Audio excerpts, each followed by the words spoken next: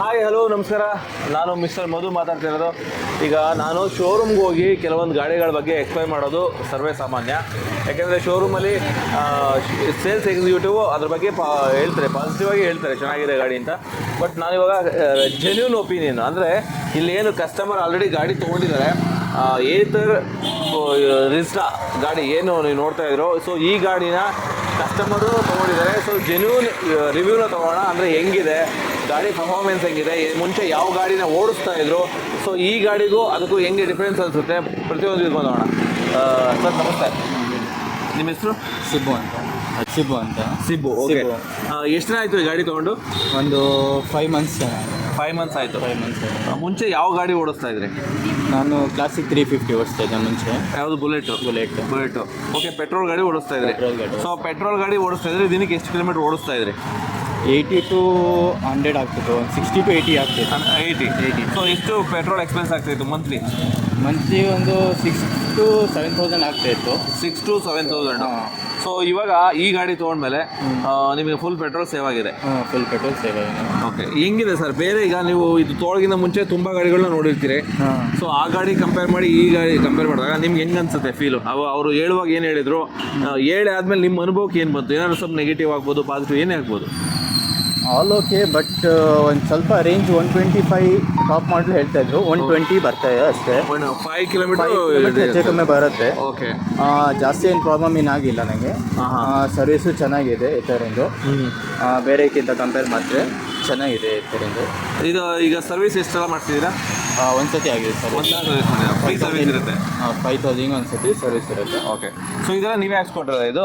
After market ಅದು. ಹೌದು, market ಅಂದರೆ ಹೊರಗಡೆ ಮಾಡಿಸ್ಕೊಂಡಿರೋದು. ಎಷ್ಟಾಯ್ತು ಇದೆಲ್ಲ? ಅದು 3,500 ಆಯಿತು with foot rest, with ladies foot rest. So ಹೊರಗಡೆ ತೊಗೊಂಡು ಹಾಕ್ಸ್ಕೋಬೋದು ಅದೆಲ್ಲ? ಅವಕಾಶ ಇದೆ. ಓಕೆ, ಸ್ನೇಹಿತರೆ ನೋಡ್ತಾ ಇದ್ರಲ್ಲ, ಏತರ್ ರಿಸ್ಟಾ. ಆ್ಯಕ್ಚುಲಿ ಏತರ್ ಕಂಪ್ನಿ ಪ್ರಾಡಕ್ಟ್ಗಳು ತುಂಬ ಚೆನ್ನಾಗಿದೆ ಅಂತ ಮಾರ್ಕೆಟಲ್ಲಿ ಒಳ್ಳೆ ರಿವ್ಯೂಸ್ ಬರ್ತಾ ಇದೆ. ಏತರ್ ರಿಸ್ಟಾ ಈ ಗಾಡಿ ಬಗ್ಗೆ ತುಂಬ ಒಳ್ಳೆ ಒಪಿನಿಯನ್ ಬರ್ತಾ ಇದೆ. ಯಾಕೆಂದರೆ ನನಗೇನಿಲ್ಲಿ ಇವ್ರದ್ದು ಪ್ರಮೋಷನ್ ಮಾಡೋದು ನನ್ನ ಉದ್ದೇಶ ಅಲ್ಲ, ನಿಮಗೆ ಗಾಡಿ ಬಗ್ಗೆ ಸರಿಯಾದ ಮಾಹಿತಿ ತಲುಪಿಸುವಂಥದ್ದು ನನ್ನ ಕೆಲಸ, ಅಂದರೆ ಅದು ನನ್ನ ಉದ್ದೇಶ. ಈಗ ಏನು ಏತರ್ ರಿಸ್ಟಾ ನೋಡ್ತಾ ಇದ್ರು, ಈ ರಿಸ್ಟಾ ಇದೆಯಲ್ಲ, ಸೊ ಎಸ್ಪೆಷಲಿ ಏತರ್ ಕಂಪನಿಯ ಗಾಡಿ ಇದು ರೀಸೆಂಟಾಗಿ ಬಂದಂಥದ್ದು. ಮುಂಚೆ ಎಲ್ಲ Ather 450 first generation, second generation, third generation ಈ ರೀತಿ ಇತ್ತು. ಸೊ ಅದಾದಮೇಲೆ ರಿಸ್ಟಾ ಬಂತು. ಇದು ಬಂದ ಮೇಲೆ ಇದು ಎಸ್ಪೆಷಲಿ ಫಾರ್ ಫ್ಯಾಮಿಲಿ. ಸೊ ಈ ಫ್ಯಾಮಿಲಿ ಪರ್ಪಸ್ಗೆ ತುಂಬ ಕಂಫರ್ಟಬಲ್ ವೆಹಿಕಲ್ಲು.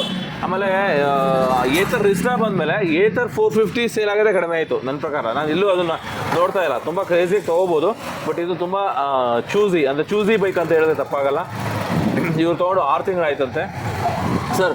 6 ತಿಂಗಳಲ್ಲಿ ಏನಾದರೂ ಮಧ್ಯದಲ್ಲಿ ಕೈ ಕೊಡುವಂಥದ್ದು, ಎಲ್ಲೋ ಹೋಗ್ತಿರ್ತೀರ ಎಮರ್ಜೆನ್ಸಿಗೆ ಸಡನ್ ನಿಂತ್ಕೊಳ್ಳುವಂಥದ್ದು ಸರ್ ಏನೋ ಆಗಿದೆಯಾ? ಇಲ್ಲ, ಆಗಿಲ್ಲ, ಆ ಥರ ಏನಾಗಿಲ್ಲ. ಸೊ ನಿಮ್ಮ 6 ತಿಂಗಳ ಅನುಭವ ನೋಡಿದ್ರೆ ನಿಮ್ಮ ಹೊಸದಾಗಿ ತೊಗೊಳ್ಳೋವಂಥವ್ರಿಗೆ ಏನು ಹೇಳೋಕ್ಕೆ ಇಷ್ಟಪಡ್ತೀರಾ? ಚೆನ್ನಾಗಿದೆ, ತೊಗೋಬೋದು. ಏನು ಸದ್ಯ ನಂಬಿಕೆ ಇಟ್ಟು ತೊಗೋಬೋದು, ಏನು ಸಮಸ್ಯೆ ಆಗಲ್ಲ. ಓಕೆ ಸ್ನೇಹಿತರೆ, ನೀವು ಯಾವ್ದಾದ್ರು ಗಾಡಿ ತೊಗೊಳ್ಳಿ. ಯಾಕೆಂದರೆ ಬೇಜಾನ್ ಕಂಪ್ನಿ ಗಾಡಿಗಳಿದೆ, ಎಲ್ಲ ಥರ ಗಾಡಿಗಳು ಚೆನ್ನಾಗಿದೆ, ಯಾವುದು ಚೆನ್ನಾಗಿಲ್ಲ ಅಂತ ಹೇಳ್ತಿಲ್ಲ. ಬಟ್ ಈ ವಿಚಾರಕ್ಕೆ ಬಂದಾಗ ಸೊ ಇದರ ಅನುಭವದ ಮಾತು ಹೇಳೋದಾದರೆ, ಸೊ ನಿಮಗೆ ಗಾಡಿ ಬಂದು ತುಂಬ ಕಂಫರ್ಟಬಲ್ ಆಗಿದೆ. ಎಸ್ಪೆಷಲಿ ಡಿಕ್ಕಿ ಸ್ಪೇಸ್ ನೀವು ನೋಡ್ಬೋದು ನೋಡಿ. ಹೆಂಗೆ ಅಂದರೆ ಒಂದು ಮಗುನ ಆರಾಮಾಗಿ ಮಲಸ್ಬೋದು, ಚಿಕ್ಕ ಮಗುನ, ಅದ್ರಾಗಂತ ಮನಸ್ಸಿಗೆ ಹೋಗ್ಬೇಡಿ. ಬಟ್ ಅಷ್ಟು ಕಂಫರ್ಟಬಲ್. ಸೊ ಡಿಕ್ಕಿ ಸ್ಪೇಸು 2 ಹೆಲ್ಮೆಟ್ನ ಆರಾಮ್ಸೆ ಇಟ್ಕೋಬೋದು. 2 ಹೆಲ್ಮೆಟ್ ಆರಾಮಾಗಿ ಇಟ್ಕೋಬೋದು. ಇಲ್ಲ ಒಂದು ಫುಲ್ ಹೆಲ್ಮೆಟು, ಒಂದು ಹಾಫ್ ಹೆಲ್ಮೆಟ್ ಇಡ್ಬೋದು. ಮತ್ತು ನೋಡಿ ಹೆಲ್ಮೆಟ್ನು ಇಟ್ಟು ತೋರಿಸ್ತೀನಿ.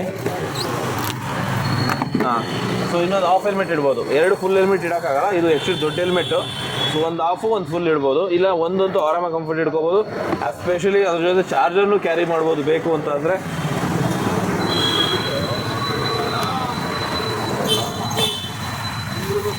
ಇನ್ನು ನಿಮಗೆ ಇಲ್ಲಿ ಮೊಬೈಲ್ ಚಾರ್ಜರು ಇದೆ, ಚಾರ್ಜರ್ ಸ್ಲಾಟ್ ಇದೆ. ಇದು USB ಚಾರ್ಜರ್ ಅಲ್ಲ, ಇದು ಬೇರೆ ಥರದ್ದು. ಸೊ ಅದಕ್ಕೆ ಅಡಾಪ್ಟರೆಲ್ಲ ಯೂಸ್ ಮಾಡ್ಕೋಬೇಕಾಗತ್ತೆ.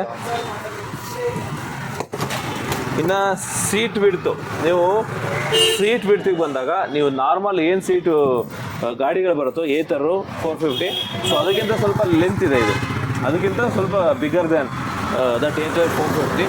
ಇನ್ನು ಈ ಗಾಡಿ ವಿಡ್ತ್ ಸೈಜ್ ಆಗ್ಬೋದು, ಲುಕ್ ವೈಸು.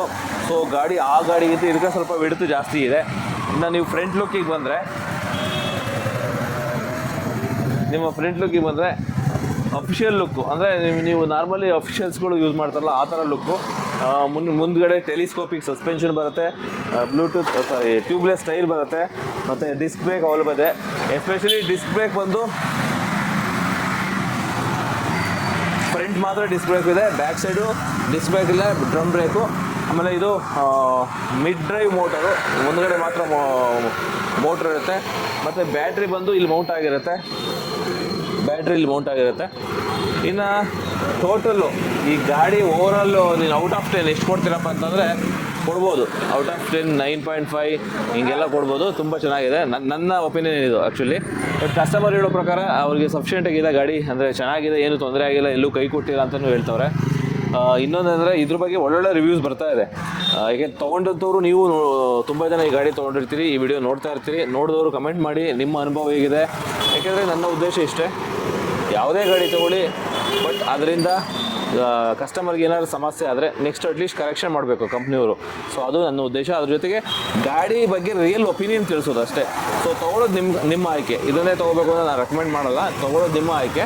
ಸೊ ಗಾಡಿ ಹೇಗಿದೆ, ಗಾಡಿ ರಿವ್ಯೂ ಹೇಗಿದೆ ಅನ್ನೋದು ತಿಳಿಸೋದಷ್ಟೇ. ಸೊ ನೋಡಿದ್ರಲ್ಲ, ಓವರಾಲ್ ಏತರ್ ರಿಸ್ಟಾ ಗಾಡಿ, ಎಸ್ಪೆಷಲಿ ಅವರ ಪ್ರಕಾರ 6 ತಿಂಗಳಾಗಿದೆ ಅಂತ ತೊಗೊಂಡು. ಸೊ 6 ತಿಂಗಳಿಂದ ಎಲ್ಲೂ ಕೈ ಕೊಟ್ಟಿಲ್ಲ ಈ ಗಾಡಿ. ಸರ್ ಅದು ಬಿಟ್ಟರೆ ಈ ಗಾಡಿ ತೊಗೊಂಡಾಗ ಎಷ್ಟು ಪೆಟ್ರೋಲ್ ಸೇವ್ ಮಾಡಿದ್ರಿ? ಒಂದು ಆಗಿದೆ ಮಂತ್ಲಿ ಒಂದು 6,000 ಸೇವಿಂಗ್ ಆಗಿದೆ. 6,000 ಮಂತ್ಲಿ 6,000 ರೂಪಾಯಿ ಸೇವ್ ಮಾಡಿದ್ದಾರೆ. 6 ತಿಂಗಳಿಗೆ ಏನಿಲ್ಲ ಅಂದ್ರೂ 24 ಒಂದು 36 ಒಂದು 30 to 50,000 ಸೇವ್ ಮಾಡಿದ್ದಾರೆ. 30 to 40,000 ಸೇವ್ ಮಾಡಿದ್ದಾರೆ. ಬಟ್ ಎಸ್ಪೆಷಲಿ ನೀವೇನು ಎಲೆಕ್ಟ್ರಿಕ್ ವೆಹಿಕಲ್ಸ್ಗೆ ಹೋಗ್ತಿರೋ, ಎಲೆಕ್ಟ್ರಿಕ್ ವೆಹಿಕಲ್ ನೀವು ಲೋನ್ ಮುಖಾಂತರ ತೊಗೊಂಡ್ರು ನೀವೇನು ಮಂತ್ಲಿ ಪೆಟ್ರೋಲ್ ಹಾಕ್ಸ್ತಿರೋ ಆ ಪೆಟ್ರೋಲ್ ದುಡ್ಡಲ್ಲಿ ಇದರ ಲೋನ್ ಕಟ್ಕೊಂಡೋದ್ರೂ ನಿಮ್ಮ ಗಾಡಿ ಸ್ವಂತ ಆಗುತ್ತೆ. ಸೊ ಪೆಟ್ರೋಲ್ ಸೇವ್ ಆಗುತ್ತೆ. ಓಕೆ, ಓವರಾಲ್ ಏತರ್ ರಿಸ್ಟಾ ಬಗ್ಗೆ ನೋಡೋದಲ್ಲ, ಆ್ಯಪಲ್ಲಿ ಎಲ್ಲ ತೋರಿಸುತ್ತೆ. ಓಕೆ ನೋಡಿ ಎಷ್ಟು ಕಿಲೋಮೀಟ್ರ್ ಓಡಿಸಿದ್ದಾರೆ ಮತ್ತು ಎಷ್ಟು ರೀಚ್ ಮಾಡಿದ್ದಾರೆ ಎಲ್ಲ ಕಿಲೋಮೀಟ್ರ್ ತೋರಿಸುತ್ತೆ. ಮತ್ತು ಗೂಗಲ್ ಮ್ಯಾಪಿಂಗ್ ಇದೆ. ಇನ್ನು ಇದರಲ್ಲಿ ಸ್ಮಾರ್ಟ್ ಫೀಚರ ಇದು. ಫ್ರೆಂಡ್ಸ್ ನೋಡ್ತಾ ಇರಲ್ಲ, ಇದರಲ್ಲಿ 2 ಥರ ಬರುತ್ತೆ. ಒಂದು ಸ್ಮಾರ್ಟ್ ಫೀಚರು ಮತ್ತು ವಿತೌಟ್ ಸ್ಮಾರ್ಟ್ ಫೀಚರು. ಇವರು ಸ್ಮಾರ್ಟ್ ಫೀಚರ್ ಇರೋದನ್ನ ಚೂಸ್ ಮಾಡ್ಕೊಂಡಿದ್ದಾರೆ. ಸೊ ಇದು ಪ್ರೈಸ್ ಎಷ್ಟಾಯಿತು? 180 ಆಗುತ್ತೆ. 1,80,000. ಮತ್ತು ಅದ್ರ ಜೊತೆಗೆ ಇದರಲ್ಲಿ ಗೂಗಲ್ ಮ್ಯಾಪಿಂಗ್ ಇದೆ, GPS ಕನೆಕ್ಷನ್ ಇದೆ, ಪ್ರತಿಯೊಂದು ಇದೆ. ಓಕೆ, ಏತರ್ ರಿಸ್ಟಾ ಬಗ್ಗೆ ನೋಡಿದ್ರಿ. ಏತರ್ ರಿಸ್ಟಾ ನಿಮ್ಗೆ ಇಷ್ಟ ಆಯಿತು ಅಂತ ಅನ್ಕೋತೀನಿ.